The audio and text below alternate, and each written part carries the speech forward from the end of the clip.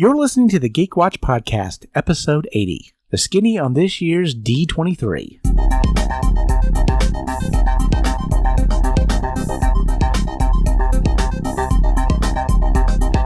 This is the Geek Watch Podcast with Brian Hatcher and Mandy Petrie.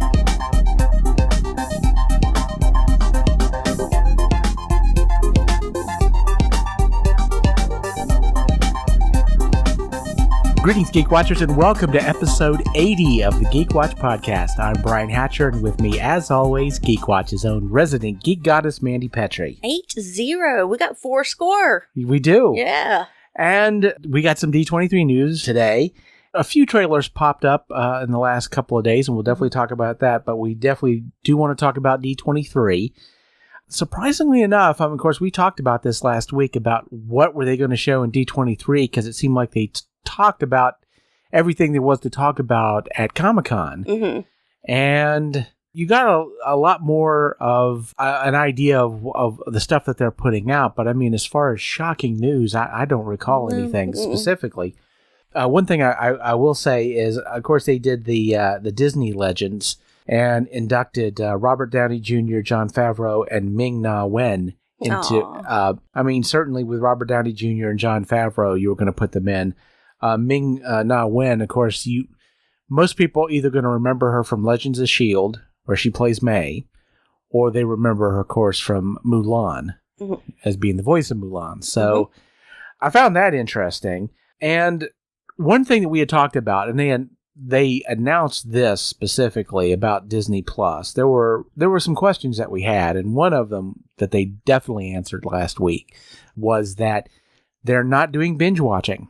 They're doing weekly. Okay. They're going to do it weekly, which makes sense, because it's like they don't want people to come rolling in, pay for it for a month, watch everything, and then leave. Yeah. They're taking it from Hulu more than, like, say, Amazon or Netflix. Right. Yeah. Which makes sense, obviously. One sense, of course, now Disney owns part of Hulu at this point. Mm-hmm. So they've seen it, and they know that this formula can work. Yeah, and especially when you're starting out something new, I mean, you definitely want to keep people there. And so I can see why you want to go that route. Also, they did announce a bunch of shows for Disney Plus. Of course, people have seen the Lady and the Tramp reboot trailer. The sort of, I don't want to say live action, obviously. It's live action like Lion King is live action. But it does look pretty good. Well, however, they did use, live dog models, and the dogs were there. They do just, kind of alter them to make them look like they're talking. So I'm guessing, I guess you could call it more like Homeward Bound, maybe even 101 Dalmatians, kind of. So it's a nice mixture. Right. Of live action and just enough CGI. But those dogs are real because, that was a big part of the story of casting the perfect dogs. Oh, yeah. Now, of course, with this being Disney Plus, of course, they're going to the Disney Channel for some of their shows.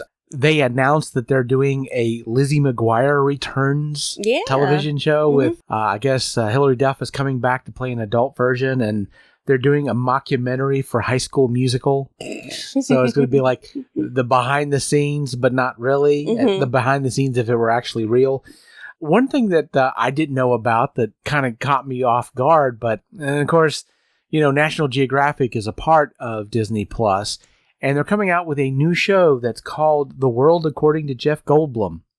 And so it's Jeff Goldblum learning about different things. The way he jokes, the concept of the show is that he doesn't know about anything. And so anything that he's interested in finding out about, he's going to go find out about it, and the cameras are going to go with him. So that's interesting. It reminds me of the Ricky Gervais show, An Idiot Abroad, where he takes his friend Carl Pilkington and sends them on these crazy missions to learn things, and that Pilkington has such this crazy view of the world, it makes it that much funnier. So that's going to be cool. I'd like to see that. Yeah, and of course, with this being Disney Plus, they're also going into Star Wars. We did get a trailer finally for The Mandalorian, which looks really, really gritty. Okay. And you do kind of get that feeling of Boba Fett, and there's that one scene where you see a bunch of his bounties frozen in carbonite. So I'm guessing he saw Boba Fett do it, and he's like, that's so, well, pardon the pun, but wow, that was cool. I'm going to do that. So he's collecting them like Pokemon. So. Yeah, I guess so. And he's going to be very much a character. We're not going to see him take his he's going to be that the man with no name. You know, it does have that sort of gritty Western feel. You know, of the spaghetti Western, and so that's looking pretty interesting. And there, of course, they mentioned the Rogue One prequel series that they're going to do. And they also announced at D23 that Ian McGregor is going to be coming back as Obi-Wan Kenobi. Yeah. He's going to be doing Obi-Wan Kenobi as a TV series, a Star Wars TV series. And so we'll be looking forward to that as well. Now, as far as Marvel, of course, we've seen some of the shows that they're planning on putting out for Marvel, but they did at D23 mention 3 shows they're going to be doing, 3 new ones. Miss Marvel, Moon Knight, and She-Hulk.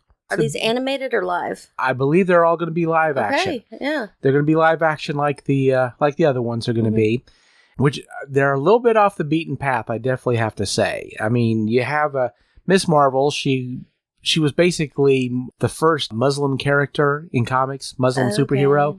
And actually, her creator said that one thing he was worried about with this show is that her powers are kind of weird, and it might look kind of creepy in live action. Because she has the ability to grow and shrink any part of her body. And so it's... See, when I hear Miss Marvel, I automatically think, Jean Grey was Marvel Girl. Right. Was her first, and then Carol Danvers was Miss Marvel. Right. At one point of time. So that's what I was thinking, those along those lines, flying and stuff. So this is different. This is something that I'm going to have to learn about. Kamala Khan, that's her... actual name. She's very much a fangirl for Marvel superheroes, and she asked Carol Danvers if she could use the moniker Miss Marvel. Aww. So that is canon in the comics. Well, so brilliant, yeah.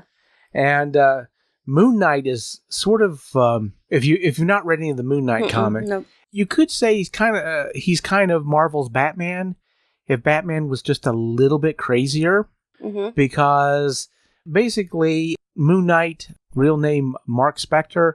He is a rich entrepreneur who... Orphaned as a child. Well, he basically gains the powers of the Egyptian god Khonshu to become basically a vigilante for justice.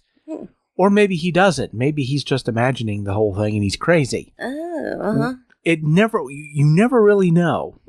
It's kind of that situation where, like in the Ultimates, where you didn't know if Thor was actually a god or if he just thought he was, and he just had mutant powers or something. He had some sort of powers, but he just thought he was a god. But yeah, so basically, Moon Knight, he may or may not be an avatar of the Egyptian god Khonshu. We don't know.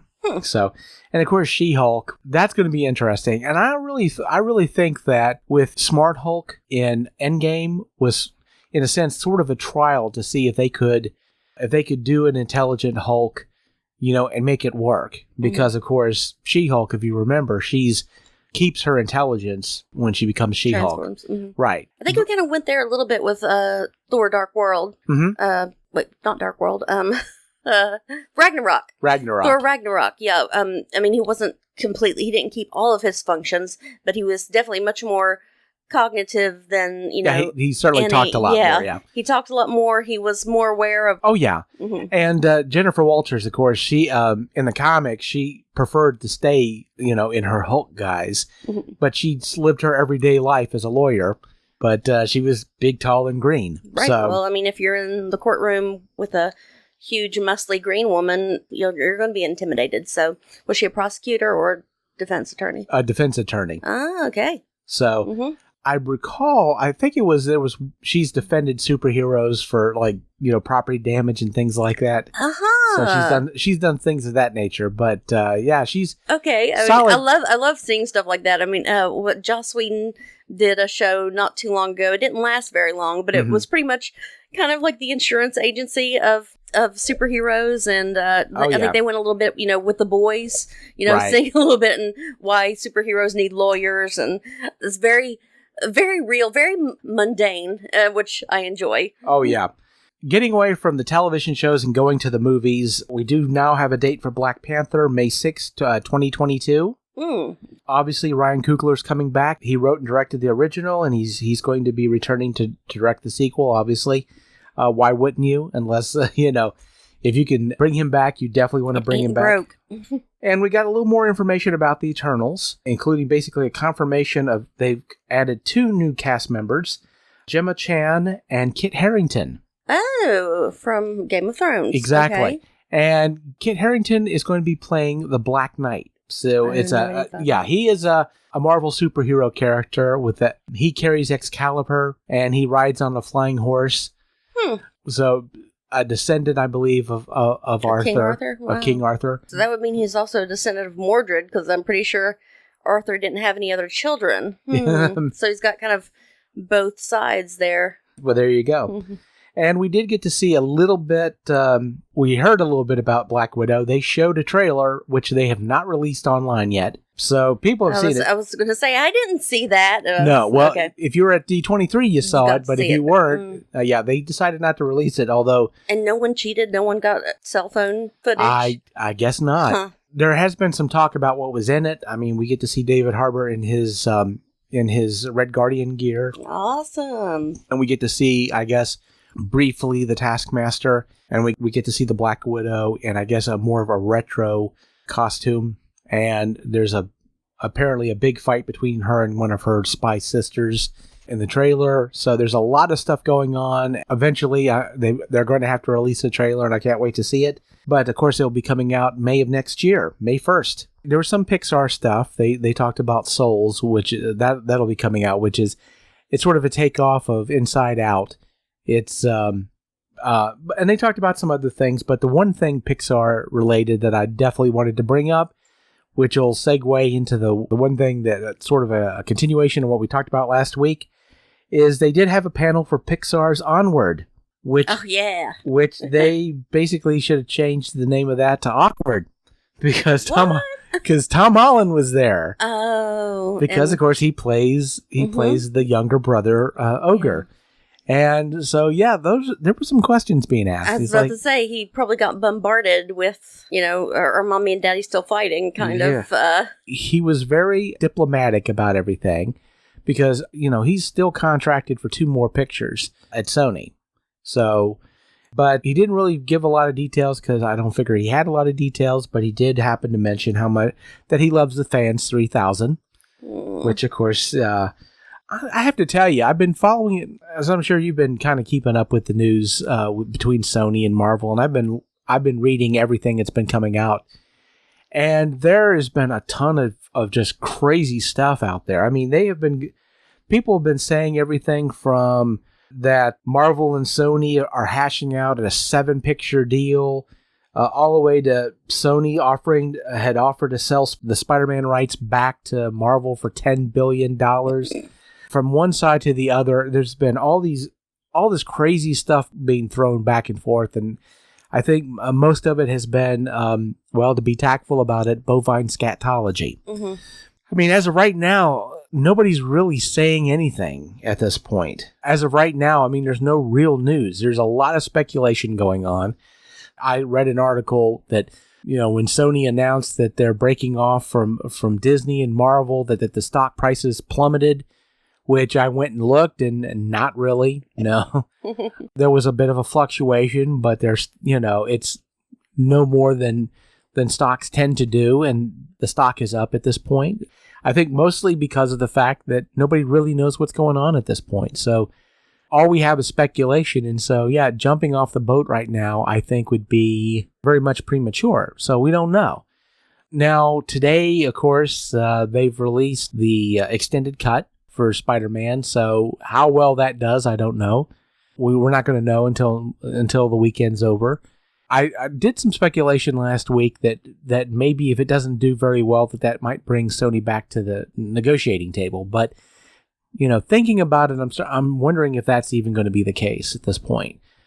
I think that what's going to happen is going to happen. And to be honest, as far as Spider-Man's concerned with the Marvel Cinematic Universe, I mean, I'd want to see more. But at this point, the thread that Tom Holland's Spider-Man had in the Marvel Cinematic Universe has pretty much been settled at this point. So if Spider-Man is gone from the Marvel Cinematic Universe, they're going to be fine, obviously. I can't even say that just because Sony, has broken off from the Marvel Cinematic Universe that I'm not going to watch any more of the Spider-Man movies. But like I said, there's been all this crazy speculation going on. There's been some people saying that Venom was what was to blame for the whole breakup, because since Venom did decently well, that it showed Sony, hey, we don't need Marvel. We can make our own Spider-Man movies and we'll be fine. I doubt that was the case, because let's be honest, as far as Sony making Spider-Man movies, yes, they had some misfires with the Andrew Garfield films. But like I said before on this podcast, Spider-Man Into the Spider-Verse was an amazing Spider-Man movie. It was an animated film, but it was a great film. So Sony they could do well with this property, but they could also do horribly bad with this property. We've seen them go both ways. Normally, I think as far as Sony's concerned, I think they do their best when they get good talent and they stay out of their way. When they micromanage, I think is where we run into issues. I have to say that if that's anything that worries me about Sony taking the reins and being the sole moving force in these Spider-Man movies, is because, this last Spider-Man movie made so much money that I can't see Sony stepping out of the way. And if they don't, I think that's going to be a real problem for them, because I think that was the problem with Ghostbusters, was they rolled in and got nervous.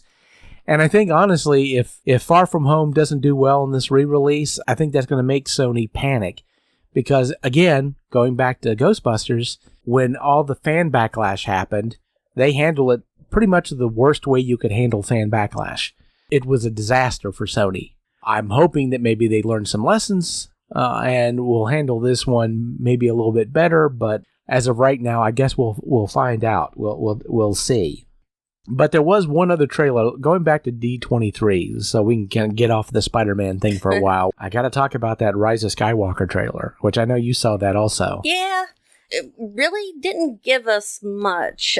Just seeing, it felt like a bunch of stock footage from the rest of the series. Yeah, I don't think we got anything. It was definitely their victory lap, obviously, because you saw a lot of stuff from the original 6 films. Mm-hmm. And so, in a sense, it was doing their victory lap. But I mean, honestly, if there's anything about the trailer that was at all enlightening or shocking, it had to be that last 10 to 15 seconds. Mm-hmm. Rey was looking kind of Sithy there, wasn't she? Yeah, with her double-ended lightsaber, like all Darth Maul going on. Yeah, the switchblade lightsaber, which I think something similar to that, although not red-bladed, appeared in one of the animated Star Wars series. I'm trying to remember.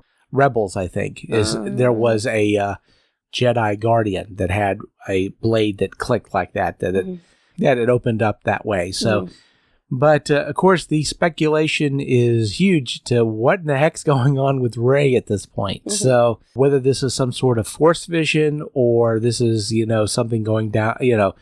Some people have said Palpatine's possessed her and now she's gone dark. There's like a ton of different things this could be. We don't know for sure. As of right now, all we have at this point is speculation, but I guess we'll find out in December when the movie comes out. Now, one thing quickly, I did see an article getting away from D23 for a moment, and this is something I hadn't really thought about, but Uproxx did an article on AMC. They said streaming wars in their titles, so somebody owes us some money. So apparently we're not the only ones who are seeing this as a streaming wars. Mm-hmm. We've been calling that for about a month now, but they're saying that AMC, because of the fact that they have a bunch of titles and properties like Breaking Bad and Walking Dead, they haven't really been grabbed up by anybody else, that they're sort of a wild card in this point. Although I wonder if they're not going to try to develop their own streaming over this. I mean, they're already out. Shudder, the horror streaming service, is owned by AMC. Okay.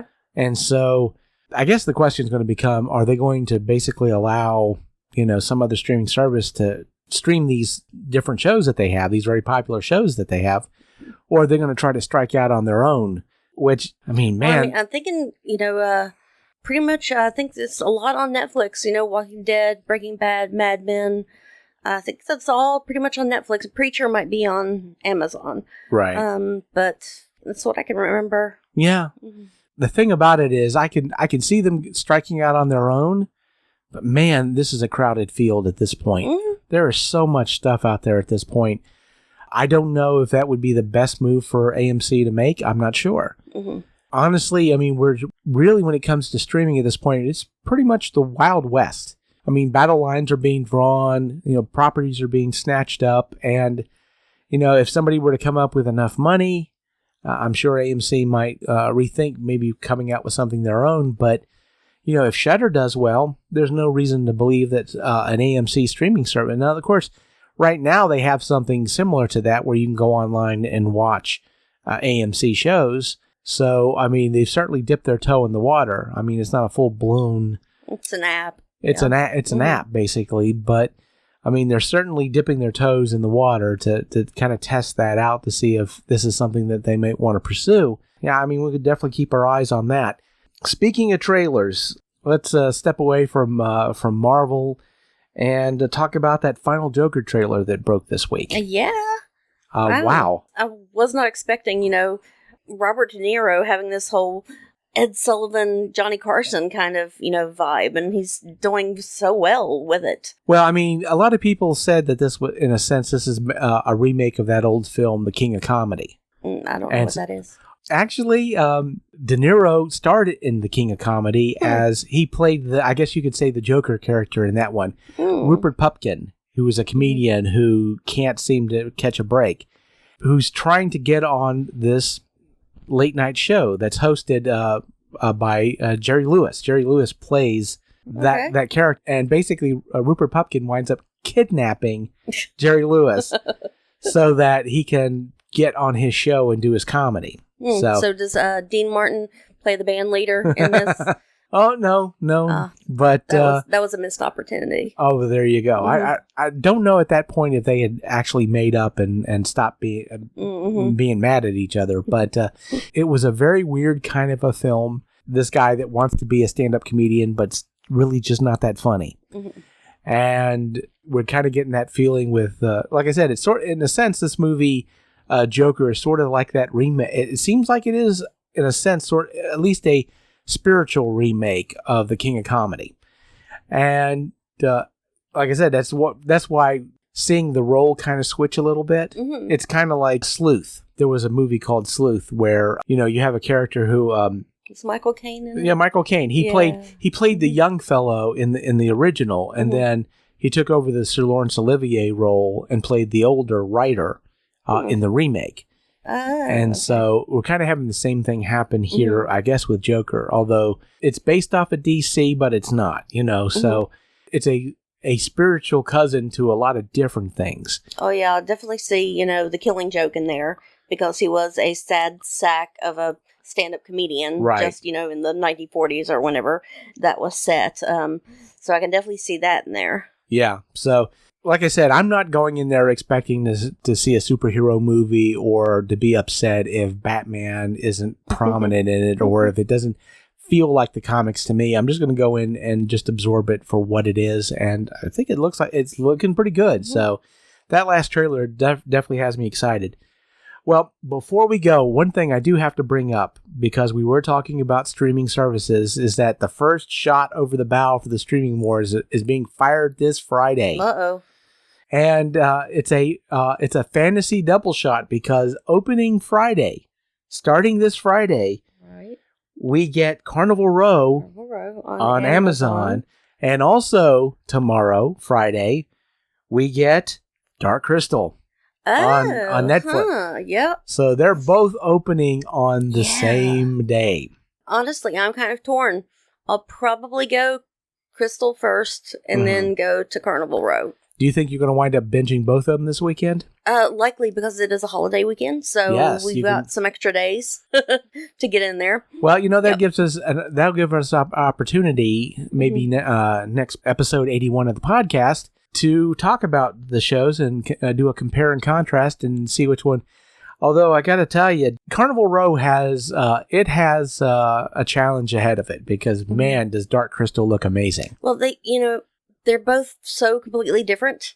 I think it'll really come down to, what are people most excited about? I guess the Dark Crystal definitely has the nostalgia to it. Right. However, if you're not a member of the cult following, Carnival Row is definitely more relatable to us. Yeah. So, well, because, I mean, you're dealing with at least things that look human. And, even it's quite allegorical of present day. Right. Of present day happenings. So you can definitely, be able to, not that you can't relate to Jim Henson's work, Oh, yeah. Absolutely. You cry when puppets die. It's absolutely. So we've really got two completely different flavors, apples and oranges, but if it's like me, I'm definitely wanting the Dark Crystal right now. I'm okay to take it slow with Carnival Row. Okay, I don't need to sit down and watch, all episodes in one time. I'm okay to go one episode at a time with that, but not everyone's like me, so. Yeah, well, there you go. Well, maybe next week we can do the compare and contrast. What'll be interesting about next week, since we'll go ahead and mention this before we go, is of course next week we dip into September, and September, of course, is when we're going to start our Patreon. So, starting with episode 81, we're going to start doing our raw feeds. So, if you are a member of the Patreon, starting with episode 81, you're going to get you'll get the sneezes, you'll get the coughs, you'll get the ums and the uhs, you'll get the finger popping. Yes, but you also get early. So you'll get the podcast, you'll get Geek Watch before anybody else does. And of course, we're going to be doing some other things and posting those. And so if you decide you want to support us, then we do certainly appreciate it. And we've talked about why we've gone and started the idea of Patreon, and because of course we want to improve this podcast and we want to bring out more content, and hopefully that'll allow us to do that. But we'll see, because we'll all starting September the 1st. And so we will see you there. And so with that said, we come to the end of episode 80 of the Geek Watch podcast. Thank you for listening, and tune in next week for the latest in geek news and views with the Geek Watch podcast. From Mandy Petrie, this is Brian Hatcher, reminding all the Geek Watchers out there, we're all geeky about something. Be proud of yours. See you next time. Thank you for listening to the Geek Watch podcast. If you enjoyed this program, don't forget to like and subscribe on your preferred platform, and share this podcast on your social media. For links to all the ways you can listen to the Geek Watch podcast, as well as leave comments and suggestions, visit our website at geekwatch.net. The Geek Watch podcast is a Hanging J production.